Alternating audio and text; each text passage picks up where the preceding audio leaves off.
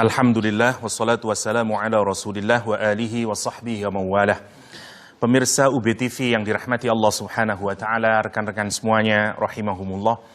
Kali ini kita masih mengambil ibrah dari kisahnya Nabi Yusuf alaihissalam yang direkam oleh Al-Quran di dalam surat Yusuf. Kita awali dari ayat ke-30. Wa qala niswatun fil madinati imra'atul aziz turawidu fataha an nafsih qad saghfaha hubba inna lanaraha fi dhalalin mubin. Ketika Yusuf alaihissalam digoda oleh Zulaikha yang kemudian berhasil kepergok oleh suaminya Zulaikha Al-Aziz, yang kemudian rumor beredar ke seluruh Mesir bahwa Zulaikha tidak tahan lagi kepada budaknya yaitu Yusuf, sehingga dia menggoda Yusuf alaihissalam. Rumor ini kemudian menyebar ke seluruh Mesir, sehingga memunculkan di antara kelompok wanita Mesir atau istri-istri para pejabat Mesir berkumpul bersama-sama membuat satu gerakan memiliki aspirasi yang sama. Quran merekam dengan kalimat waqala niswatun. Niswah adalah sekelompok perempuan yang memiliki aspirasi yang sama. Kalau Quran menyebut nisa, itu kelompok perempuan yang besar. Tapi kalau menyebut niswah, satu kelompok perempuan yang memiliki tujuan dan aspirasi yang sama. Dalam kaidah, kalau ada niswah, sebenarnya kata kerjanya boleh menggunakan qala, boleh juga menggunakan qalat. Dugaan kita, Al-Quran mestinya menggunakan kata qalat niswatun, bukan qala niswatun. Meskipun dua-duanya benar. Akan tetapi kenapa Allah memilih kata qala, bukan kata qalat? Karena sebenarnya Allah ingin menunjukkan kepada kita melalui penggunaan kata qala, bahwa mereka ini hilang rasa femininnya. Sebagian ulama menyatakan fungsinya adalah litahkir, untuk merendahkan dia. Karena aspirasi mereka ini sesungguhnya sudah membuat dia kehilangan rasa feminitasnya. Sehingga Quran menggunakan kata qala niswatun. Apa keinginannya? Para mufassir menjelaskan mereka ini sebenarnya bukan hanya ingin mengetahui bagaimana Yusuf itu. Mereka bukan hanya mengetahui kenapa Zulaikha tertarik kepada Yusuf, tapi lebih dari itu mereka sebenarnya ingin menghancurkan public image dari istrinya Al-Aziz, dan bahkan ujungnya nanti menjatuhkan Al-Aziz sendiri. Karena ini adalah kompetisi politik di antara para pembesar Mesir. Qala niswatun fil madinati imra'atul aziz turawidu fataha. Kata dia, saya singkatkan saja. Kata dia, motifnya kita akan nuntut bagaimana membiarkan, kata Ibnu Katsir, bahwa seorang istri pejabat Mesir melakukan perbuatan yang tidak selayaknya karena dia hendak menggoda seorang budak, padahal dia seorang wazir.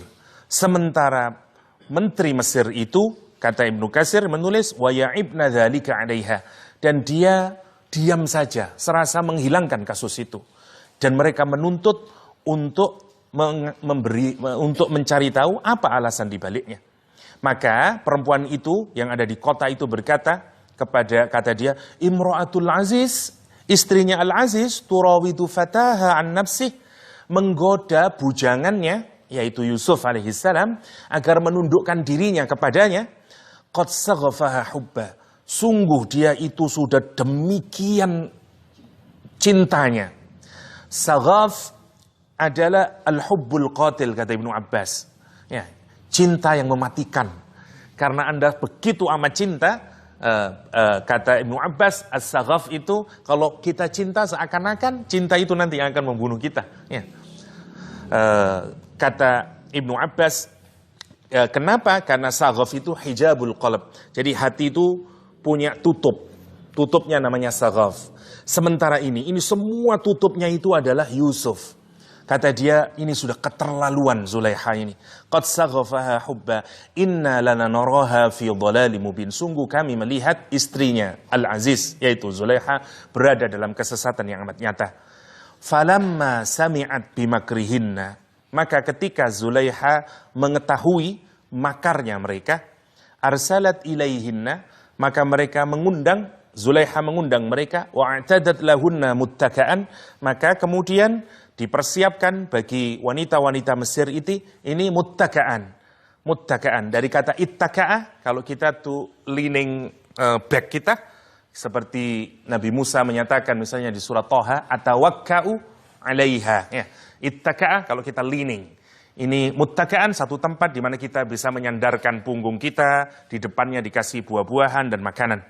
Wa atat kulla wahidin minhunna sikina, dan kemudian didatangkan kepada mereka masing-masing dikasih pisau. Wa qalat, dan kemudian berkata, ukhruj alaihinna Yusuf, keluar kalian, keluar kamu Yusuf, kepada perempuan-perempuan itu. Falamma ra'ainahu, maka ketika para perempuan itu melihat Yusuf, akbarnahu, mereka takjub, membesarkan Yusuf. Wow. Wa qatta'na aydiyahunna, dan mereka memotong tangan-tangan mereka. Wa qulna, dan mereka berkata, hasya lillah ma hadza basyara. Wow. Maha besar Allah, ini bukan mortal being. Ini bukan manusia. Ini bukan makhluk yang bisa mati, kata dia. Ini bukan immortal being, kata in hadza illa malakun karim, kecuali ini adalah malaikat yang mulia. Qalat fadzalikunna alladzi lumtunnani fih. Maka begitu mereka melihat Yusuf, takjub mereka, bahkan mereka digambarkan oleh Al-Quran memotong tangan mereka sendiri, karena begitu takjubnya dia. Bahkan ada riwayat menarik ya, bahwa Nabi Yusuf itu kalau berbicara dengan perempuan, maka dia ini menutup sebagian dari wajahnya, karena takut. Karena perempuan yang berbicara dengan dia, kan nanti perempuannya jatuh cinta, ya, dan bisa menjadi al-hubbul qatil. Ya. Wah, ini bahaya. Jadi Yusuf menutup. Ya, Yusuf menutup. Kalau Anda tidak perlu ditutup lah. Dibuka aja belum tertarik, apalagi ditutupnya. Masya Allah. Lihat kalimat yang ditulis di dalam Ibnu Katsir. Kata Zulaikha, antunna min nadhratin wahidah.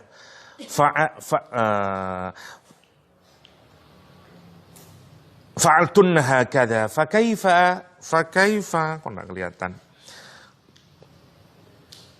Fakaifa ulamu ana, kata dia. Kamu itu, hei para wanita Mesir, melihat Yusuf cuman sekali. Lah saya ini melihat Yusuf setiap hari dan bertahun-tahun, kata dia. Sehingga kemudian para wanita Mesir itu menyadari bahwa oke, you enggak salah. Apalagi sekarang dia mengiris tangannya sendiri. Mengiris tangannya sendiri. Karena terlalu tampannya Yusuf. Terlalu tampannya Yusuf. Apa yang terjadi kemudian? Ayat ke-32 menyatakan, qalat, kata Zulaiha, fadzalikunna. Fadza untuk Yusuf, likunna untuk niswah. Fadza, inilah, Yusuf inilah, yang kalian menuduh saya, terkungkung oleh cinta sehingga saya seakan-akan rela menghilangkan rasa kehormatan saya. Ya, karena kamu belum tahu siapa Yusuf. Fadzalikunna lumtunnani fi, yang kamu mencerca saya, mencaci maki saya, kata dia. Sekarang kamu tahu sendiri, tanganmu kamu iris, padahal kamu cuma sekali bertemu dengan Yusuf, kata Zulaiha. Fadzalikunna alladzi lumtunnani fi wa laqad rawattuhu an nafsihi. Memang aku menggoda Yusuf agar dia menundukkan dirinya kepadaku, kata Zulaiha. Fasta'som, tapi Yusuf itu berusaha terus menjaga dirinya. Dia hold on dirinya. Oke? Wala illam yaf'al, sekarang Zulaiha menyatakan, wala illam yaf'al, kalau Yusuf tidak melakukan perbuatan sebagaimana yang aku suruh. Kalimatnya menarik, perhatikan. Bukan begini kalimatnya, bukan la illam ya'mal, la illam yaf'al. Kalau amal itu perbuatan yang dipikir dulu. Maunya Zulaiha, kamu itu lakukan perbuatan tanpa mikir. Udahlah, saya perintah kamu lakuin. Karena itu mestinya seorang budak. Ya. Kalau Anda jadi budak, diperintah oleh tuanmu, satu perintah, laksanakan. Tidak usah banyak mikir. Ya toh? Loh, kadang orang tua aja menyuruh anaknya masih, kenapa kok gitu mah? Udahlah, lakuin aja lah. Ya. Itu namanya ya'mal. Kata Zulaiha, habis ini, oke, Yusuf, kalau kamu tidak nuruti kemauan saya, la illam yaf'al, kamu masih pakai mikir-mikir, jangan mikir. Kalau kamu tidak melakukan perbuatan itu langsung, la illam yaf'al, kata dia, ma amaruhu, atas apa yang aku perintahkan kepadamu, la yusjananna, pasti kamu akan aku penjarakan, wala yakuna minas saghirin, kata dia. Dan pastilah dia termasuk orang yang dihinakan. Perhatikan betapa hebatnya syahwat itu menguasai seorang manusia. Ya, dalam kisah ini, bagaimana seorang perempuan yang menjadi istri seorang perdana menteri, katakanlah, dan bahkan banyak wanita Mesir, semuanya terpesona gara-gara urusan syahwat. Urusan syahwat. Karena itu menarik kalau kita renungkan di dalam Al-Quran, Allah menyatakan misalnya dalam surat Isra, ya, wala taqrabuz zina innahu kana fakhishatan wa sa'a sabila. Kalimatnya di dalam Al-Quran untuk urusan nafsu ini bukan menggunakan kalimat jangan lakukan zina, tapi jangan dekati zina. Ada berbeda antara melarang untuk melakukan sama melarang mendekati sesuatu perbuatan. Allah tidak menyatakan jangan berzina, tapi jangan dekati zina. Syekh Mutawalli Sya'rawi punya teori menarik tentang teori tindakan. Menurut Syekh Mutawalli Sya'rawi, kata Syekh Mutawalli Sya'rawi, orang bertindak itu ada 3 tahapannya. Satu, kata Syekh Mutawalli Sya'rawi, namanya al-idrak. Yang kedua namanya al-wijdan.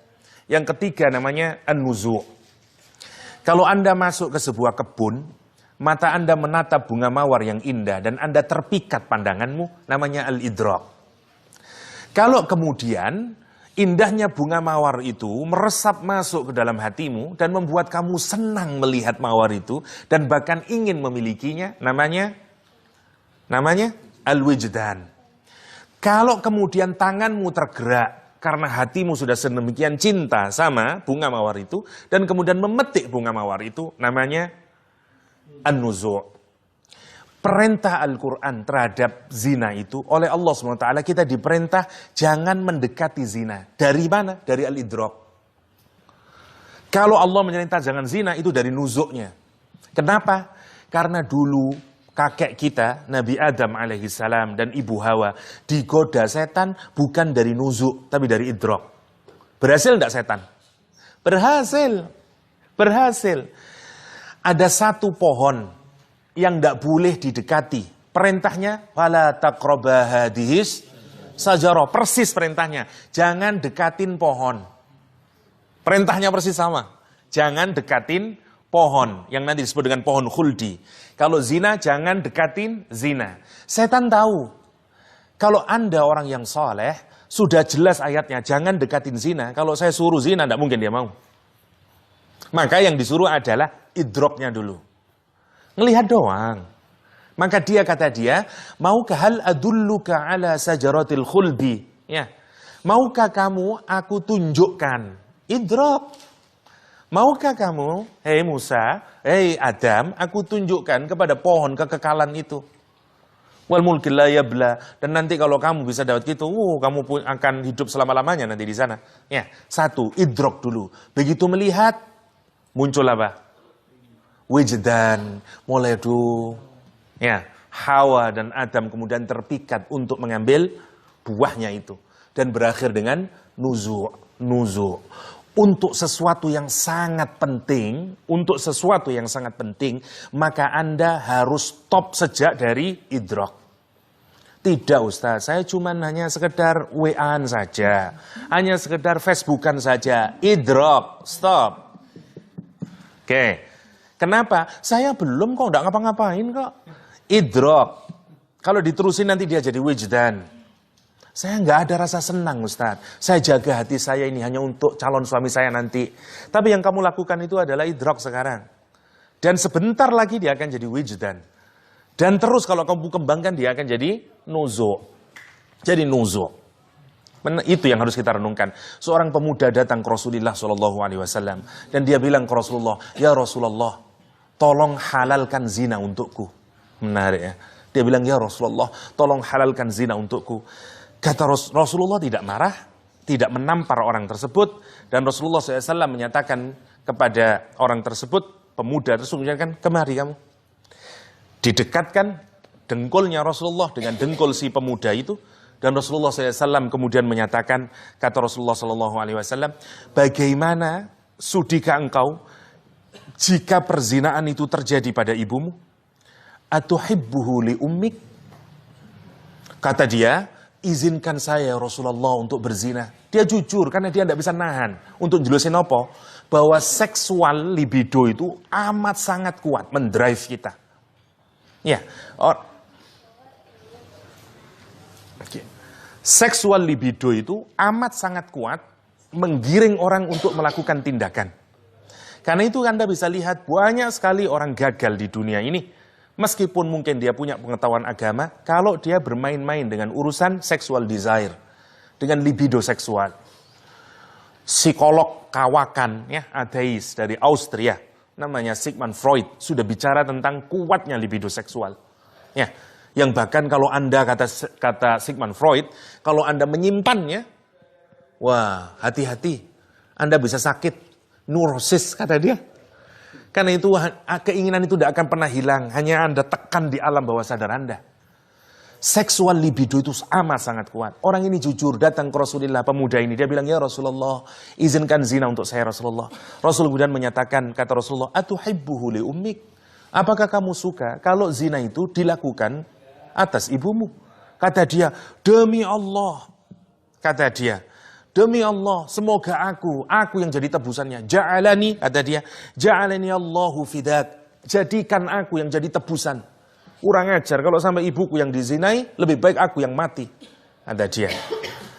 Kata Rasulullah, demikian juga kalau engkau menzinai seorang. Boleh jadi dia mungkin ibunya orang lain, ya, bibinya orang lain, adik perempuannya orang lain, kakak perempuannya orang lain. Bagaimana kamu mau berzina kepada seorang perempuan? Dan dia tersadarkan. Kemudian Rasulullah SAW meletakkan tangannya ke dadanya si pemuda ini. Rasul kemudian mendoakan kepada pemuda ini, Allahumma ghfir dzambah, ya, wa tahhir qalbah, wa hassin farjah, kata Rasulullah. Ya Allah, ampuni dosanya anak ini. Wa tahhir qalbah, dan sucikan hatinya orang ini. Wa hassin farjah, dan baikilah private-nya orang ini. Masya Allah. Kadang-kadang, apa kemudian yang menjadikan orang itu terhindar dari perbuatan zina adalah kalau dia menggunakan akal sehatnya dan menggunakan hatinya. Itu yang kemarin kita kenal dengan barohin. Ya, dengan barohin. Nah, ayat ini, ayat yang kita kaji, ini menunjukkan kepada kita betapa kuatnya. Bahkan seorang Zulaikha melakukan tindakan yang tidak masuk akal. Ya, perempuan-perempuan Mesir bahkan memotong tangannya. Nah, bagaimana dengan Yusuf sendiri? Bagaimana dengan Yusuf sendiri? Kata Yusuf, sekarang Zulaikha dan perempuan-perempuan Mesir sekarang semua sepakat. Karena mereka merasa malu. Ya, dan ini susah karena sekarang sudah clear bahwa yang salah adalah Zulaikha. Dan kalau kemudian ini berita ini sebar kemana-mana, yang salah juga perempuan-perempuan itu. Karena mereka juga sampai berdarah-darah. Apa yang terjadi kemudian? Mereka sepakat bahwa Zulaikha harus nurutin kemauannya Yusuf. Yusuf harus ngikutin kemauannya Zulaikha. Di saat yang genting semacam itu, maka nanti Nabi Yusuf menyatakan bahwa penjara lebih disukai bagi Nabi Yusuf dibanding memenuhi ajakan dia. Karena sudah tidak mau lagi.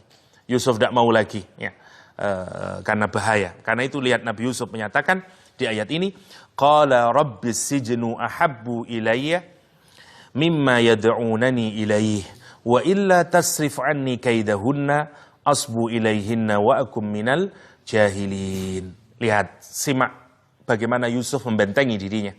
Rabbi, ya Allah, as-sijnu, penjara, ahabbu, lebih aku cintai, ilayya, lebih aku cintai bagi diriku ini, mimma yad'unani, dibanding kehendak mereka, keinginan mereka, panggilan mereka. Tapi kalimatnya menarik. Kalimatnya dibikin laki-laki.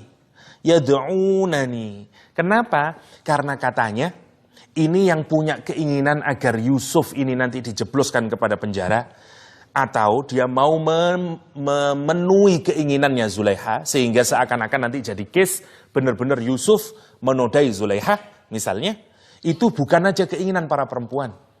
Karena para perempuannya Mesir ini, niswah fil Madinah ini, kemudian pulang semuanya ke rumahnya dan bilang sama suaminya, maka semuanya pembesar Mesir ngambil kesimpulan, ini cara yang paling terbaik adalah Yusuf biarin selingkuh dengan Zulaiha. Dengan itu kita punya bukti yang sangat kuat, memang Yusuf melakukan perzinaan dengan Zulaiha.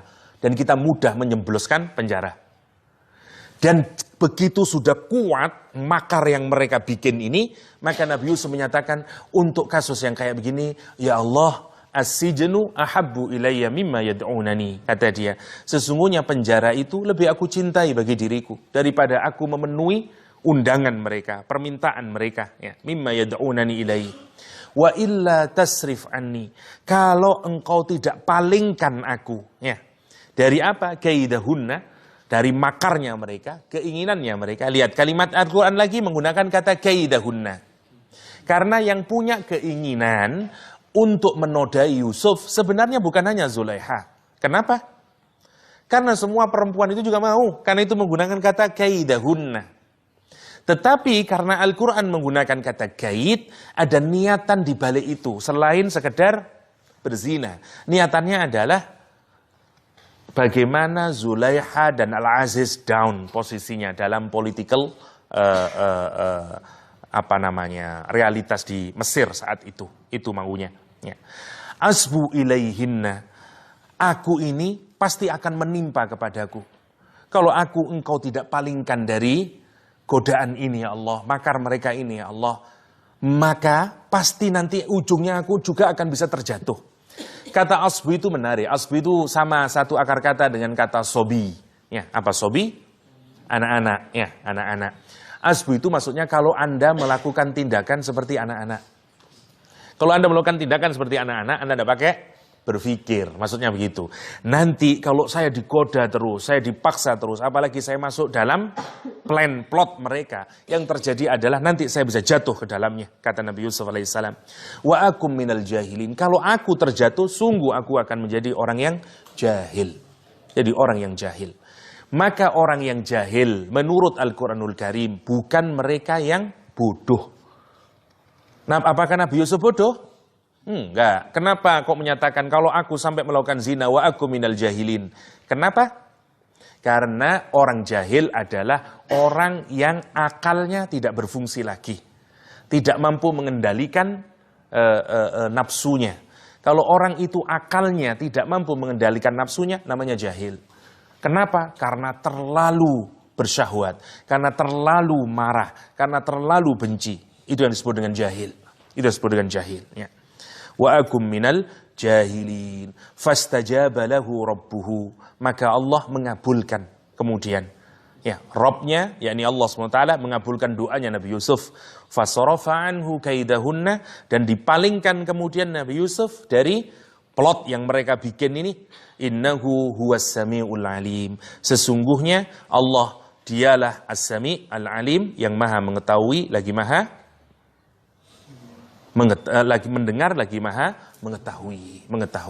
Lihat Nabi Yusuf alaihissalam. Sebagaimana yang kemarin kita diskusikan, bahwa yang pertama kali harus kita lakukan kalau kita mau terhindar dari maksiat adalah sadari kelemahan diri kita. Karena tidak ada daya upaya kita, ya, tidak ada daya untuk membuat kita ini mentaati Allah kecuali karena Allah Subhanahu wa taala. Dan tidak ada upaya kita, tidak ada daya kita untuk menghalau maksiat kecuali karena bantuan Allah Subhanahu wa taala. Itu prinsip harus kita pegang. La haula wala quwwata illa billah. Illa billah. Jangan merasa kegeeran kalau kita bisa melakukan ibadah itu karena usaha kita. Enggak. Kalau Allah membuat kaki kita ini kemudian lumpuh, tidak bisa kita ibadah. Sama juga dengan kita meninggalkan maksiat. Semuanya adalah dari Allah Subhanahu wa Ta'ala. Sama seperti yang dilukiskan oleh Ibnu Katsir, katanya bahwa Nabi Yusuf menyatakan, in wakkaltani ila nafsi, jika engkau wakilkan urusan saya ini, engkau serahkan urusan saya ini hanya kepada diri saya, falaisa li min nafsi qudrah, padahal diriku ini tidak punya kemampuan, wala amaliku laha dhurran wala naf'an illa bihaulik wa quwwatik, dan aku ini tidak akan bisa menimpakan mudarat atau menimpakan manfaat kecuali karena upaya dan kekuatanmu. Antal musta'an, engkau zat yang aku minta tolong, ya. Wa alaikat tuklan fala takilni ila nafsi, jangan serahkan urusan ini hanya urusan saya yang menyelesaikannya, ya Allah. Itu yang paling penting. Kalau Anda menyandarkan kepada Allah, Allah yang akan menguatkan diri Anda. Itu yang pertama. Setelah itu baru jangan juga berdiam di tempat di mana sumber maksiat itu ada. Caranya hijrah. Caranya hijrah. Satu, Anda harus tekad kuat, minta doa sama Allah SWT, kemudian pindah. Kalau tempat itu yang membuat kita jelek, pindah dari situ. Sebagaimana yang dilakukan Nabi Yusuf. As-sijnu ahabbu ilayya.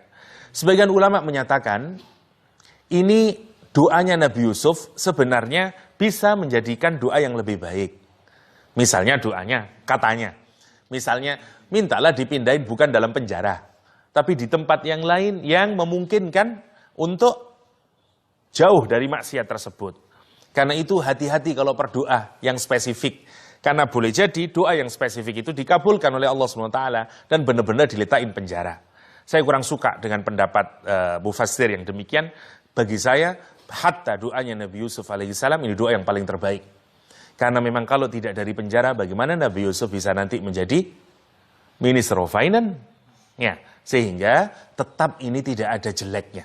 Karena memang ada manfaat dan tujuannya. Kenapa Allah meletakkan Nabi Yusuf alaihissalam di dalam penjara. Oke. Kita lanjutkan ayat selanjutnya. Allah Subhanahu wa Ta'ala menjelaskan di ayat yang ke berapa sekarang, Rek? 35. Summa badalahum min ba'di ma ra'awul ayati la yasjununnahu hatta hin. Summa badalahum. Sekarang setelah semuanya nampak clear siapa yang salah, ada masalahnya kayak apa, sekarang udah clear jelas. Ya. Tanda-tandanya semuanya sudah jelas. Maka ba'da ma ra'aw, setelah mereka melihat bagaimana Yusuf itu tampannya dan segala macamnya, ini tidak mungkin ini. Ini sekarang tidak ada alasan untuk membuat rumor ini bisa berhenti, kecuali kita masukkan Yusuf ke dalam penjara tanpa, apa kalau sekarang, tanpa dibawa ke penghakiman. Udahlah, masukin aja dulu. Nanti urusan kan dia ini bukan, tidak punya network siapapun. Masukin aja, jeblosin penjara, meskipun mungkin ada penentang HAM yang koar-koar atau yang lain, tapi dia ini tidak punya duit, tidak punya siapa-siapa, relasinya tidak kuat, nanti juga nggak ada yang bela. Ya. Sama lah seperti dugaan kita pikir Ahmad Dhani kuat misalnya, begitu dia dipenjarakan ternyata tidak ada yang koar-koar belain dia, ya. Sedikit, ternyata sebegitu aja kekuatannya, lah gitu toh. Nah, padahal dia sudah figur publik. Ya. Beda misalnya dengan Habib Rizik dulu di penjara, FPI terus misalnya. Kita bisa mengukur itu, begitu, Rek. Mengukur itu. Gus Bahar misalnya yang di penjara. Sebelum di penjara banyak. Begitu di penjara, adalah 1-2 hari habis itu, nggak ada. Tapi beda kalau Anda benar-benar adalah orang yang punya publik, punya massa yang sangat kuat dan militan. Bisa demo terus-terusan itu. Ya dah. Sekarang itu yang dipikirkan oleh mereka. Kalau kita masukkan Yusuf dalam penjara, oke lah. Mungkin akan rame dulu. Semua orang, media mempertanyakan apa salahnya dan segala macamnya. Tapi berapa lama itu bertahan? 1 hari, 3 hari, 1 minggu. Persis seperti sekarang. Masukin dala dulu, nanti pelan-pelan cooling down, tidak ada orang bertanya tentang Yusuf. Aman udah. Pinter ya. Dan itu yang dilakukan. Summa badalahum min ba'di ma ra'awul ayat la yasjununnahu. Kita masukin dalam penjara hatta hin. Untuk waktu sekian lama. Tidak usah, tidak apa-apa dah. Tidak usah dikasih, dibawa ke kot, it's okay. Wa dakhala ma'ahu, sekarang Yusuf sudah ada dalam penjara. Selesai sudah. Nabi Yusuf lolos dari godaan syahwat. Jadi Masya Allah kalau kita pikirkannya, semua orang yang mencintai Yusuf menyebabkan kecelakaan pada Yusuf. Bibinya dan ibunya yang sebenarnya adalah bibinya, ya, dan sekaligus ayahnya mencintai, membuat Yusuf masuk ke dalam sumur. Ya dah. Zulaiha mencintai Yusuf menyebabkan Nabi Yusuf masuk ke dalam penjara. Semua orang yang mencintai Yusuf bahaya buat Yusuf. Ya, Masya Allah. Tapi nanti jangan kamu tiru, jangan cintai saya takut saya menderita. Oh, Oke, kita lanjutkan. Wa dakhala ma'ahu sijna. Sekarang Yusuf sudah ada dalam penjara. Wa dakhala, dan Yusuf masuk ma'ahu bersama Yusuf alaihissalam, dimasukkan ke dalam penjara, fatayan, 2 orang anak muda, 2 pemuda yang masuk bersama Yusuf ke dalam penjara. Qala ahaduhuma, salah satu di antara 2 anak muda ini berkata kepada Yusuf, inni arani a'siru khamra, wa qala al-akhar inni arani ahmilu fawqa ra'si hubzan ta'kuluhu at-tayr min. Kata dia bilang, 2 anak muda ini, satu profesinya sebagai tukang bikin jus atau tukang bikin a'siru khamra, ya, bikin jus anggur, ya, bikin wine, ya. Ini tukang bikin wine-nya raja. Yang satu khabbas, tukang bikin rotinya raja. Jadi ini 2 chef lah katakanlah. Ya, Chef Juna dan Chef Arnold katakanlah gitulah. 2 chef raja, oke? Dan 2 chef ini diduga oleh raja dia bersekongkol untuk membunuh raja. Sehingga makanannya raja dikasih minuman. Raja menyatakan setelah dideteksi ini ada ada racunnya, maka menyatakan ini komplotan ini antara yang bikin minuman sama yang bikin roti, sehingga kemudian keduanya dimasukkan ke penjara. Berarti ini orang yang memang punya niatan buruk, ini kriminal ini. Kalau Nabi Yusuf dimasukkan penjara, ini orang soleh masuk penjara. Satu, apa hikmahnya, Rek? Tidak semua orang yang di dalam penjara adalah orang yang buruk. Banyak ulama besar masuk dalam penjara. Ya. Ibnu Taimiyah dimasukin dalam penjara. Imam Ahmad bin Hanbal masuk dalam penjara. Ya, bahkan Ibnu Taimiyah menarik lagi kamu. Kata dia, surga dan neraka itu ada dalam hatiku. Bagaimana kamu mau memasukkan saya ke dalam neraka atau masukkan saya ke dalam surga? Oh, nggak ada di pikiranku. Kalau engkau memasukkan aku dalam penjara, alhamdulillah. Ya, kata dia, itu adalah masa kholwatku. Alhamdulillah aku kholwat. Ya. Kalau kamu misalnya usir aku dari negara ini, atau apa? Alhamdulillah itu tamasyaku. Jadi nggak ada kesusahan. Ya, Masya Allah. Sama seperti Imam Ahmad bin Hanbal. Ya, bertahan dia dalam menghadapi pemerintahan yang zalim saat itu, memaksakan kehendak agar menyatakan Al-Quran sebagai makhluk. Imam Ahmad bin Hanbal nggak mau dia. Semua di penjara, Rek. Imam Syafi'i di penjara. Ya. Jadi memang tidak semua orang yang ada di dalam penjara orang-orang yang salah. Ya, karena kita tidak pernah tahu. Mungkin ada di antara keluarga kita yang masuk penjara yang bukan karena kesalahan. Kita nggak pernah tahu. Ya, nggak pernah tahu. Itu yang menarik yang pertama. Jadi kita juga jangan melakukan generalisasi. Semua orang yang pernah di penjara merupakan orang yang jelek. Enggak. Ada juga yang dia benar, ya. Karena kita tidak tahu. Karena penjara itu penjaranya manusia. Ya. Yang menarik, kenapa Nabi Yusuf alaihissalam menyatakan bahwa penjara lebih dicintai daripada tempat yang lain? Karena sebenarnya Nabi Yusuf itu salah satu pikirannya adalah, menurut para ulama, adalah bahwa dia menyatakan bahwa kalau aku melakukan perbuatan yang dimaui oleh Zulaiha dan para perempuan Mesir, maka akibatnya aku nanti akan masuk ke dalam nerakanya, penjaranya Allah SWT. Daripada aku masuk penjaranya Allah SWT nanti di akhirat yang selama-lamanya. Maka penjara di dunia lebih aku senangi dibanding penjara di akhirat sana. Karena itu bagi orang mukmin, dunia ini adalah penjara. Sementara akhirat adalah surganya. Ya, sebagaimana hadis Rasulullah SAW, ya, ad-dunya sijnul mu'min, ya, wa jannatul kafir, kata Rasulullah SAW. Ya. Dunia ini adalah penjaranya orang mukmin dan surganya orang-orang kafir. Kenapa? Karena orang mukmin di dunia ini dia punya aturan, ini boleh, ini tidak boleh, zina tidak boleh. Dia tidak seperti hewan yang maunya semuanya, kesenangannya dihabiskan di dunia. Sementara bagi orang kafir, surganya adalah dunia ini. Impiannya dia dapatin di dunia ini.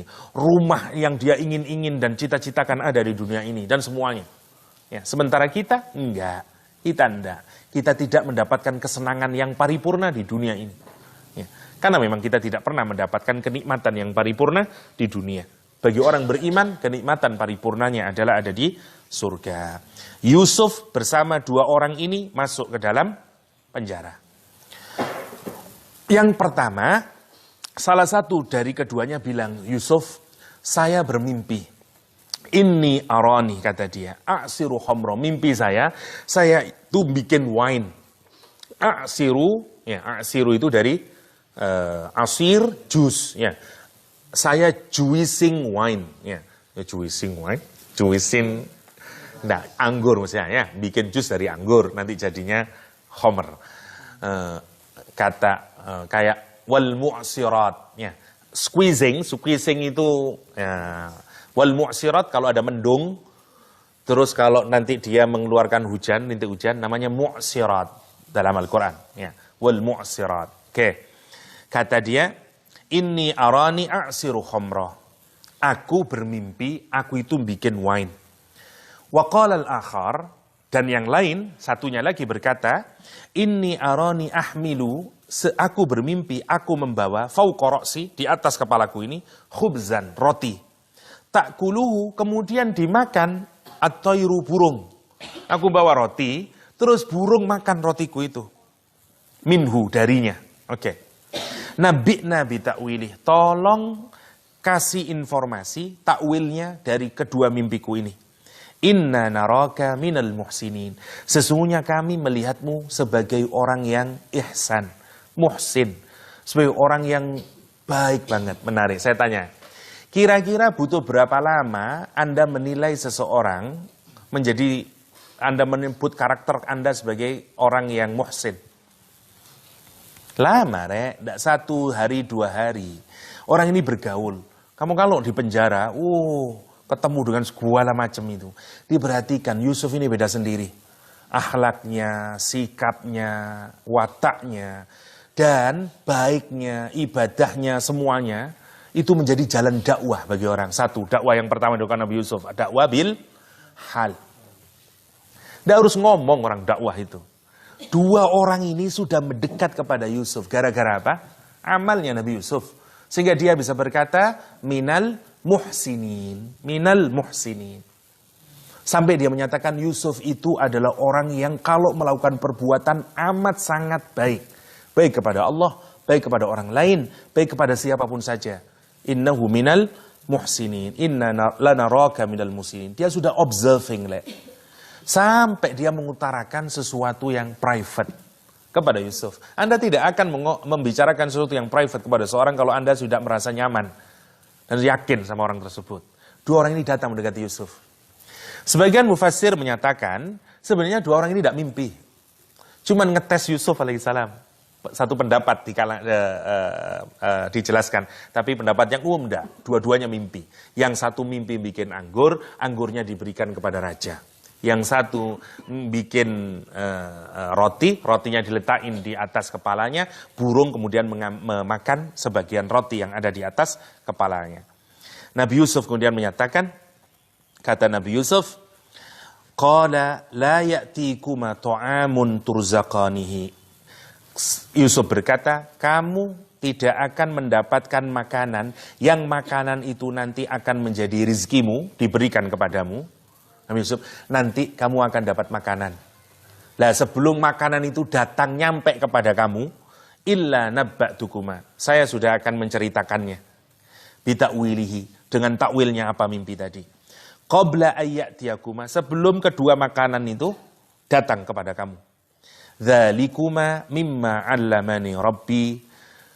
Kenapa saya bisa menjelaskan itu semuanya nanti? Karena Allah mengajariku, Rabbku mengajariku. Inni taraktu millata qaumi la yu'minuna billah wa hum bil akhirati hum kafirun. Lah ini dakwah bil hal. Oke, sekarang hikmah yang pertama. Dimanapun Anda berada, tugas kita ini sebagai orang mukmin adalah dakwah. Kita ini hamilud dakwah. Kita ini da'i ilallah. Semuanya kita ini. Mau kita yang jadi dosen, mau kita yang jadi mahasiswa, mau jadi kita yang di kantoran, mau kita yang di pasar, atau dimanapun saja. Kita ini harus mikir, apa yang bisa saya lakukan agar orang itu mendapatkan hidayahnya Allah Subhanahu wa ta'ala. Dan yang pertama, bukan ucapan yang menarik. Justru yang pertama yang dijelaskan oleh Al-Quran adalah dakwah bil hal. Kenapa? Untuk urusan dakwah bil hal semua orang bisa.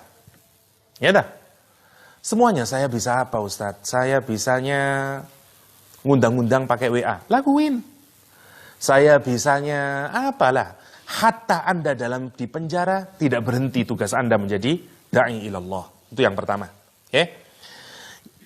Dia dakwah sampai kemudian itu menimbulkan kesenangan dari orang. Mestinya itu yang harus. Kadang-kadang dakwah kita ini yang kurang adalah dakwah bil halnya. Saya yakin kalau dakwah bil lisan yakin sudah top. Kajian-kajian, Masya Allah udah hebat-hebat. Ceramah udah keren-keren, banyak banget. Tapi dakwah bil halnya miskin. Dan itu yang ditangkap oleh orang, kemudian Islam itu seakan-akan berbeda antara idealnya dengan prakteknya. Antara ucapannya dengan perilakunya. Islam bicara tentang bagaimana kita tidak korupsi, kejujuran. Nonton perilaku umat, tukang korupsi. Islam bicara tentang cleanliness, tentang kebersihan, kesucian. Allah cinta sama orang yang suci. Ngelihat realitasnya orang Islam, jorok, kumuh.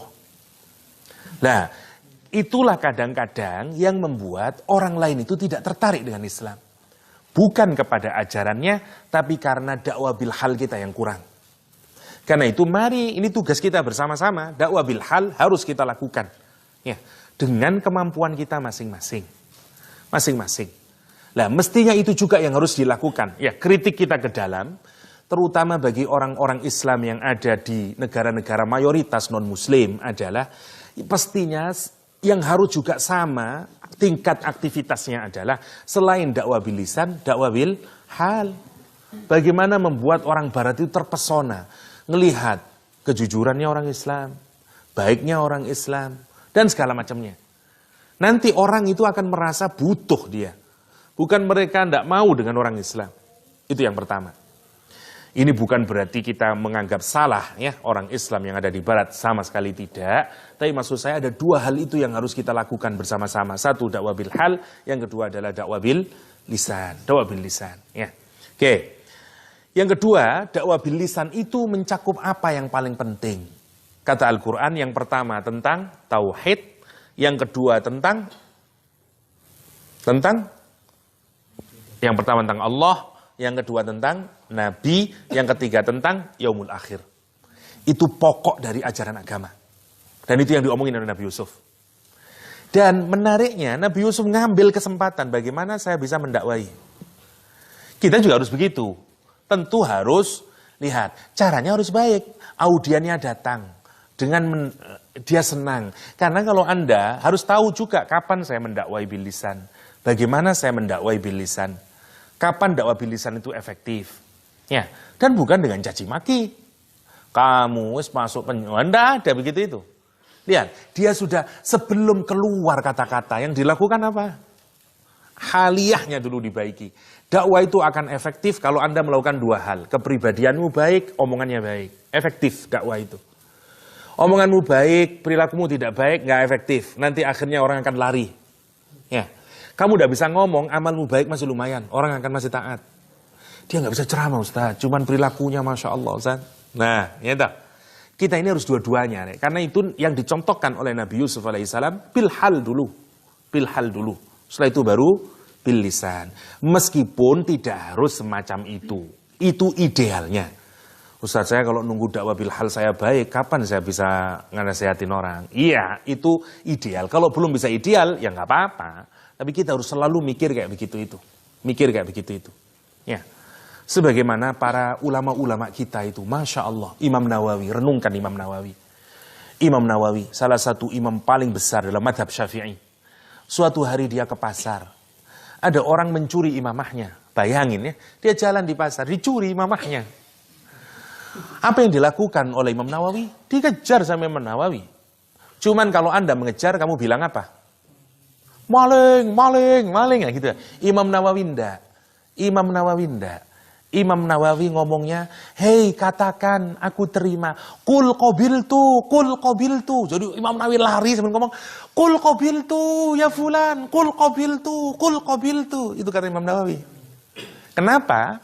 Karena maunya Imam Nawawi, imamahmu yang kamu curi dari saya itu, mau saya hibahkan kepadamu. PN wis. Cuman syarat hibah itu dalam fikih Syafi'i adalah saya harus ngomong aku hibahkan imamah itu dan kamu harus ngomong qabiltu. Masya Allah ya. Bukan maling, maling bukan gitu. PN cek dadi barang halal. Biar kamu nanti tidak dituntut di akhirat. Saya tidak kepingin kamu dapat dosa. Sampai yang maling kok yang ngono rek, dakwah bil haliu. Masya Allah ya. Tapi karena dia penganut madhab Syafi'i, hibah itu harus ada akadnya. Masya Allah. Dendi sekarang mencari ulama yang kayak begitu itu. Yang hatinya sebening itu. Masya Allah. Masya Allah ya. Bagaimana kalau kita ini duduk dengan ulama yang hatinya sebening itu. Omongannya seperti mata air rek, buat hati kita itu. Ya tak? Masya Allah ya. Aduh, saya miris-mikirin. Masya Allah ya, hebatnya orang-orang soleh itu. Itu baru Imam Nawawi. Bagaimana lagi kalau Rasulullah SAW? Ya, tidak mungkin orang itu tidak berubah kalau mendengarkan dakwahnya orang yang baik. Amalnya baik, omongannya baik. Mak, jelek itu di hati. Kenapa pelajaran agama tidak efektif di ruang-ruang kelas? Karena bil lisan, halnya tidak mencemirkan. Sehingga seperti itu, telinga kanan keluar telinga kiri, telinga kanan keluar telinga kiri. Dan hanya asik ada di otak kita aja. Rukun iman ada dam, gini, udah that's it. Ya. Masya Allah, kenapa di pesantren efektif? Karena hal sama lisan gabung pada tubuh ustadz, pada tubuh kiai. Ya emang enggak? Omongan ustadz digugu. Omongan kiai masuk ke dalam hatimu. Ojo le, masuk ke dalam sini. Itu maksudnya. Dan itu mestinya yang harus ada dalam dakwah kita. Dan kita ini semuanya. Karena Anda dipilih oleh Allah menjadi orang Islam. Karena Allah yakin Anda bisa jadi ambasadornya Islam. Dan itu tugas kita. Huwajtabakum. Dia Allah memilih Anda semuanya. Dan itu yang harus jadi pikiran kita. Apa kontribusi kita buat orang lain agar mendapatkan hidayah Allah Subhanahu wa ta'ala. Yusuf hatta dalam penjara, dia berdakwah. Dia berdakwah. Yang pertama, bilhal. Puncaknya apa? Sampai orang anggap muhsinin. Muhsinin itu top loh, Nek. Terus top-topannya dari muslim naik jadi mukmin. Puncak dari kebaikan perilaku seseorang itu adalah muhsin. Wow. Yo opo api Yusuf hatta di penjara loh iso dianggap sebagai muhsinin. Masya Allah ya. Kalau Anda di pesantren dianggap muhsinin, wajar toh. Oh dia ustadznya Allah, hidupnya di pesantren, ya iya rek, donok biskop di pesantren, nggak ada apa-apa, muter-muter musola, gudean, ngaji, musola, gudean, ya wajar lah soleh, nah gitu dah. Tapi kalau Anda berada di luar, apalagi di penjara, di mana semua ndak karu-karuan, Anda tetap jadi musinin, you brilliant, kalau kayak begitu itu, you diamond. Gak bisa, meskipun Anda diletakin di sampah, you tetap mengkilat. Itu yang menarik dari Nabi Yusuf alaihissalam. Pelajaran paling berharga buat kita. Maka penjara, you tidak bergantung dari situasi. Orang Islam itu harus gitu. Anda harus tidak bergantung pada situasi untuk menjadi muhsinin. Untuk menjadi muhsinin. Meskipun berat ya, yang pertama. Kita lihat sekarang. Jadi Nabi Yusuf ngambil kesempatan. Begitu apa permintaan dia? Minta dikabarkan takwil mimpinya. Tapi Nabi Yusuf pinter. Dia beloin dulu. Dia masukin dakwah. Kata dia, Dzalikuma. Saya nanti bisa jelasin itu semuanya. Kamu tahu kenapa saya bisa menakwili mimpi? Itu karena Allah, Rabbku mengajariku. Satu, inni taraktu millata qaumi, dan aku tinggalkan millah. Yang disebut millah bukan din. Kenapa? Millah dari kata ma la yamilu wa huwa mailo. Mailo minuman ya, bukan. Ya, ma la yamilu condong, incline. Ya. Gini maksudnya, kalau Anda punya keyakinan yang keyakinanmu membuat kamu condong, emosi kamu, kalau kamu wah itu kamu condong sudah sama dia, sampai emosional kamu. Seperti kalau Islam loh. Kalau ada Nabi Muhammad jelek-jelekin, marah atau kamu? Ya, seperti kita ngelihat ya saudara-saudara kita di New Zealand ditembakin seperti kambing itu, marah. Saya sampai dalam hati ngomong, ya Allah, kalau saya ngelawan orang itu, kasih bom lah, saya bunuh diri, siap saya. Perasaannya. Kenapa? Karena terbakar Anda. Namanya millah. Karena ada inklinasi. Agama itu, kalau sudah dalam jadi millah. Jadi salah kalau, kamu itu emosian. Memang salah satu agama itu menjadi millah. Millata Ibrahim. You harus ada perasaan di sini. Ada adha. Ya, Islam itu kan mudah memaafkan. Harus ada perasaan di sini. Ya. Allah aja menyatakan adza dalam Al-Quran. Wala tasma'unna adzan katsira. Ya. Pasti kamu akan mendengar adza. Hal yang menyakitkan hatimu. Dan itu bukan sedikit, banyak. Dari siapa? Minal ladzina kafaru. Dari orang yang kafir dan orang-orang di kitab. Yang menghina agamamu, nyakitin agamamu, ngerusak. Dan kamu akan marah, sakit itu. Kalau kamu tidak sakit, kurang Islammu. Kenapa? Karena Al-Quran menyatakan begitu. Wala tasma'unna. Kamu akan dengar. Kamu di situ siapa? Orang mukmin. Dan sampai yaumul qiyamah nanti begitu itu. Orang menghinakan Islam. Orang-orang dungu. Ya, yang Masya Allah. Tapi Anda juga jangan kemudian marah. Adza itu dipakai oleh Al-Quran untuk jenis penyakit yang nyakitin dua. Nyakitin fisik, tapi lebih jauh nyakitin hati. Nyakitin tidak enak perasaannya. Haid, perempuan yang haid di dalam Al-Quran bukan disebut marid, tapi adza. Kenapa? Karena orang haid itu sakitnya bisa ke psikologis. Gak enak kabeh rasane, kudu ngamuk ae rasane. Kalau kamu punya istri kok rada berubah, wingi mesam-mesem, saiki rada medudut ae. Ya. Lagi dapat ya, misalnya gitu, ya. Maksudnya begitu. Karena itu Quran menyatakan ada. Ya. Ada. Yas'alunaka 'anil mahid, qul huwa ada. Ada kata Al-Quran. Jadi kamu wajar, kamu harus sadar kalau memang itu menyakitkan dia dan kemudian dia merubah, perasaannya jadi berubah. Memang begitu. Namanya ada, namanya ada. Nah, orang nyakitin Islam itu begitu, Rek. Nangis ya kita, Masya Allah, orang-orang lagi asik sholat, asik mendengarkan, dibunuh itu, Masya Allah, ya. Semoga Allah menjadikan dia sebagai syuhada, ya, dan memberikan hukuman seadil-adilnya buat orang yang melakukan tindakan yang zalim, ya, teroris itu. Yang pertama, inni taraktu millata qaumi, aku tinggalkan kepercayaan agamanya kaumku. La yu'minuna billah, dia tidak beriman kepada Allah SWT. Wa hum bil akhirati hum kafirun, dan mereka kepada akhirat kufur. Sekarang dijelasin dulu. Satu, iman kepada Allah. Yang kalau kamu iman kepada Allah, kamu akan dapat kebaikan-kebaikan. Salah satu contoh kebaikan yang kamu saksikan langsung adalah, aku bisa menakwili mimpimu. Dan itu bukan karena aku, tapi karena aku iman kepada Allah. Masuk? Masuk itu, Rek. Yo. Ya, satu. Yang kedua, dan aku tinggalkan agama kaumku itu. Kenapa? Kan itu bukan agama yang benar. Tapi aku milih agama yang dianut oleh kakek buyutku nanti. Nabi-nabi berikutnya. Kenapa? Karena mereka itu tidak iman sama akhir-akhir. Ini sebenarnya mau jelasin apa, Rek? Gini nanti ya. Nabi Yusuf itu mau memasukkan ke dalam akal mereka sumber dari semua perbuatan jahat itu sesungguhnya dari mana? Dari iman dan dari syirik. Iman akan melahirkan kebaikan seperti bibit.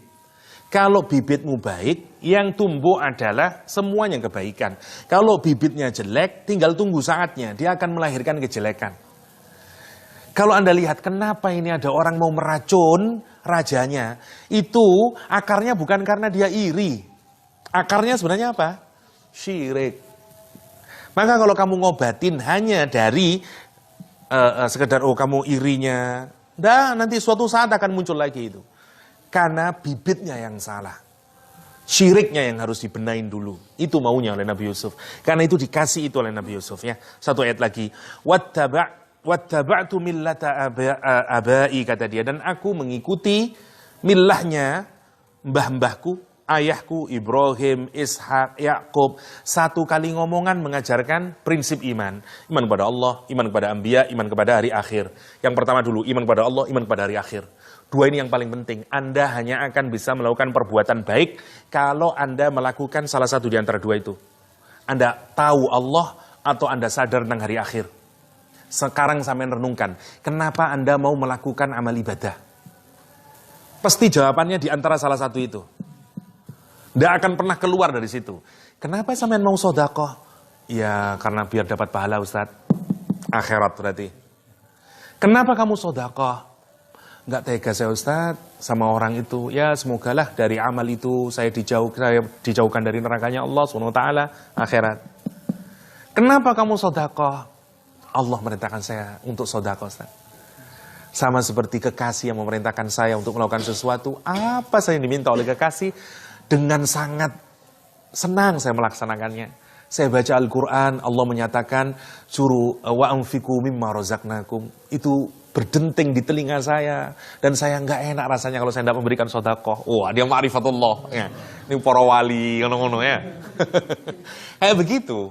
Kayak begitu. Jadi Anda hanya mampu melakukan perbuatan baik, itu kalau Anda ingat Allah atau ingat dari akhir. Ya, karena itu Allah kuatin di situ dulu. Lihat di ayat ini, Nabi Yusuf yang diajarin itu dulu. Padahal ini orang ini punya perbuatan jelek, dinasihatin itu dulu. Kamu ingin tahu kesalahanmu. Saya ini dapat begini-begini, kenikmatan ini begini-begini karena saya iman sama Allah. Yang kedua, setelah itu dia tunjukin. Terus saya ngikutin apa? Ikutin sesuatu yang jelas. Ya. Yang sama asalnya karena dari Allah SWT. Wattaba'tu millata abai, aku ikut dari bapakmu. Kamu tahu kan, kamu juga orang misalnya ikuti Ibrahim, ikutin Ishak, ikuti Yakub. Maka lana an nusyrika billahi min syai'. Ya. Dan sama sekali ya, enggak mau kita ini ya. Kita enggak mau mengasosiasikan, enggak mau syirik dengan siapapun. Ya, tidak mau mensyarikatkan Allah dengan apapun saja. Dzalika min fadlillahi alaina wa 'alan nas, walakinna aktsaran nasi la yashkurun. Itu merupakan keutamaan fadlnya Allah atas kita, atas seluruh manusia, tapi kebanyakan manusia tidak tahu. Dikirimin nabi, ngajak untuk ke arah hidayah Allah SWT, tapi banyak manusia yang nggak tahu, ya, dan akhirnya mereka tidak bersyukur. Menarik ya. Jadi seakan-akan jalan hidup itu ada dua. Dan dari akar kata yang sama. Satu, syirik. Yang kedua, syukur. Bedong geni kafit dok, rek. Kalau syirik kafnya di akhir, kalau syukur kafnya di tengah.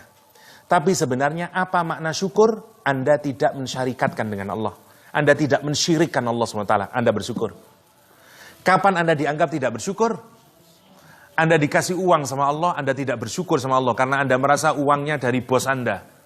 Ya tak? Berarti Anda melakukan kesyirikan. Jadi puncak dari Anda tidak syirik adalah kalau Anda bersyukur kepada Allah. Karena itu syukur dan syirik sebenarnya seperti dua sisi dari mata koin. Kalau motif Anda hidup itu syukur, bahagia ujungnya Anda. Kalau bibit Anda itu syirik, ujungnya kayak tadi ini. Kayak dua orang ini tadi. Salah satu di antara keduanya. Ya.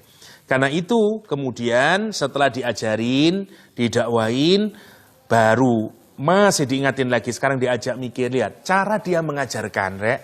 Orang dakwah itu ndak menggurui, ngajak dengan baik, logikanya dimasukin ke dalam hati. Karena itu fungsinya. Kita kalau berdakwah harus begitu.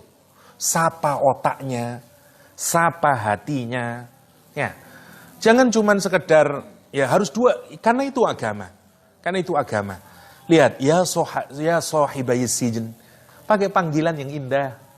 My friend, my dear friend. Jangan kayak, Orang-orang yang tersesat ini. Enggak ngono deh. Ya sahibai sijn. Padahal dia tahu, dia ini jahat. Ya toh? Salah satunya hendak membunuh raja. Tapi lihat panggilan yang dipakai. Ya sahibai sijn. My dear friend. Ya. A'arbabum mutafarrikun. Ya, hendak menggurui. Indah. A'arbabum mutafarrikun. Khairun amillahil wahidul qahar.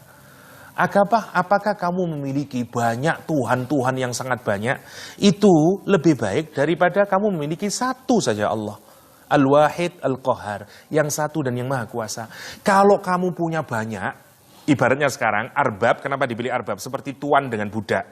Kalau ada tuan yang banyak, kira-kira dia maha kuasa enggak? Ya enggak, banyak kok. Dia yang satu punya 5 budak, yang satu punya 7 budak. Ada satu, dan dia al-wahid, dan dia maha kuasa. Lebih hebatan mana? Coba kamu pikir. Pakai apa ini sekarang? Suruh pakai otak. Kau mikirlah, Tuhanmu kono berapa? Tuhan ada 300. Tuhan yang kayak gitu itu enggak kuat. Dia masuk ke dalam kesadaran otaknya. Anda kalau dakwah, cobalah masuk ke dalam kesadaran otaknya. Ya harus disesuaikan. Kalau audienmu orang mahasiswa, ya cari yang kira-kira masuk di dalam kosakatanya orang mahasiswa. Kalau ke kampung, ya ojo ngomong gini, jangan ngomong Sigmund Freud, karepe yang ngono, ya toh. Begitu. Jadi itu maunya, lihat caranya dia. Caranya Nabi Yusuf alaihissalam, dia masuk sesuai akalnya. Coba dia seperti yang dia bayangin. Kamu itu loh, kalau kamu menyembah itu karena sesuatu yang jauh lebih hebat dari diri kamu.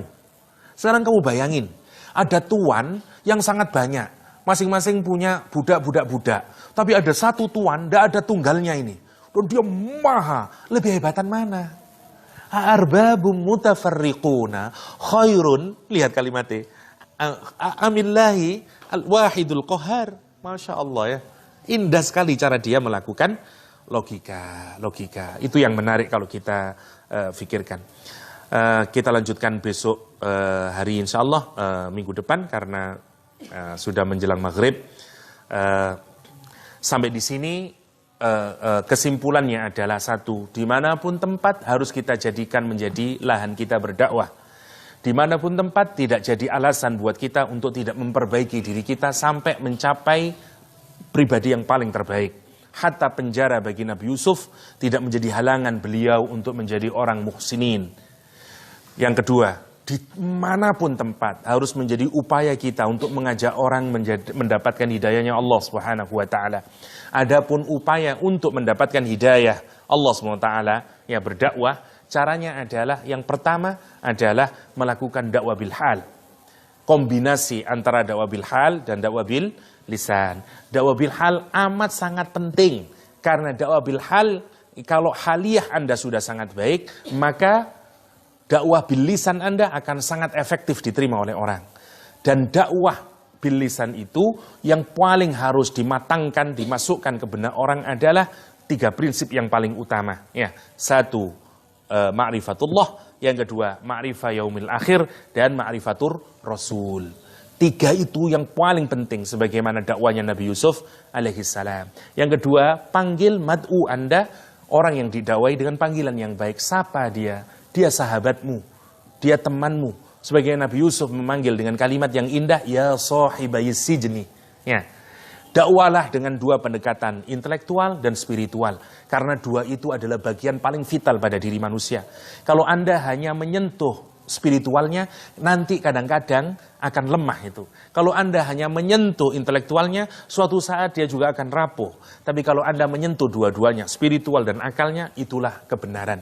Tidak akan bisa bergeming kalau orang sudah meyakini sekaligus dia terima dengan akalnya. Ya, kita menginginkan agama ini tegak di atas 2 pondasi. 1, kebenaran spiritual. Yang kedua, kebenaran intelektual.